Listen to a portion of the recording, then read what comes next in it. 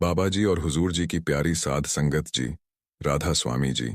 बाबा जी और हुजूर जी की प्यारी साध संगत जी को आज परौर में बाबा जी ने दर्शन दिए और संगत से सवाल जवाब का सुंदर सिलसिला भी हुआ। हम इस वीडियो में उसी संवाद का सार आपके साथ साझा कर रहे हैं। अगर आपने अभी तक हमारे चैनल को सब्सक्राइब नहीं किया है तो कृपया सब्सक्राइब करें। आज बाबा जी ने दर्शन दिए और कुछ बहुत सुंदर प्रश्नों के उत्तर भी दिए। आइए उन पर एक नजर डालते हैं। एक बहन ने पूछा, बाबा जी प्रेम क्या होता है?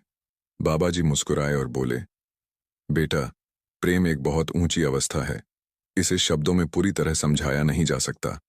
अभी हम माया के घेरे में हैं, इसलिए हर चीज को सांसारिक रूप में ही देखने की आदत है।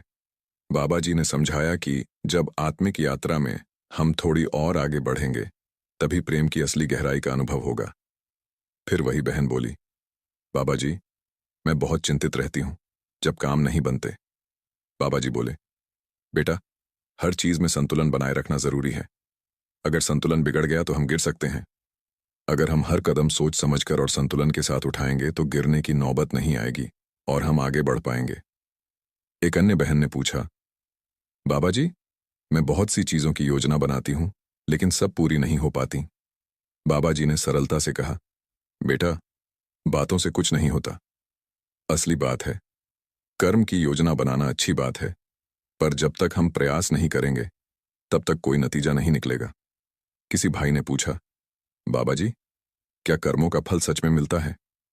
बाबा जी बोले, बेटा, हर व्यक्ति की सोच अलग होती है, लेकिन हमें यह समझना है कि हमारे हाथ में क्या है और हमें क्या करना है। जो हमारे नियंत्रण में है वही हमें देखना और करना है।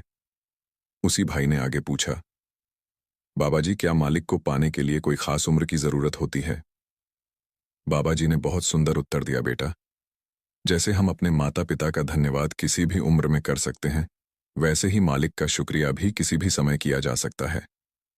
इसमें उम्र की कोई बंदिश नहीं होती।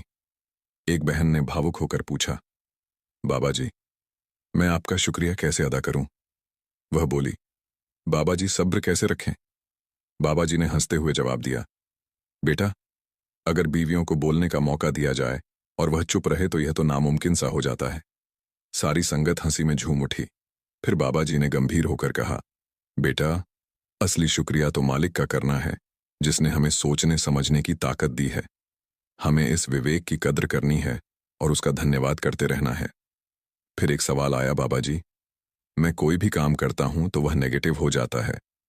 बाबा जी ने समझाया, बेटा, पॉजिटिव और नेगेटिव दोनों हमारे अंदर ही होते हैं,